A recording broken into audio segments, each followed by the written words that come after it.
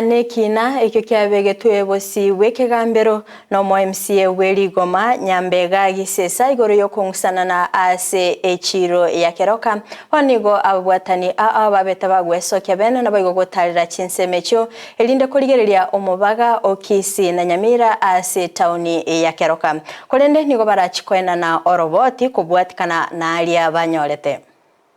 As soon as we know where the boundary is, then each of the two counties will collect revenue on their site. And this is a boundary that was marked long time ago. It has been there. I don't know why there is a dispute now. We've been having beacons. They are fixed areas, and just that there was some kind of encroachment. Let every person take home his own tomatoes. What I mean by that, anything by the name of Nyaribari in Bumobia scheme should land in Kisii. And anything in Mwamangana scheme in Kitutu should go to Kitutu. There is no political boundary which was affected. All the polling stations which are in Nirigoma ward, where I'm the MCA, in Kitutu Masaba, they remained there.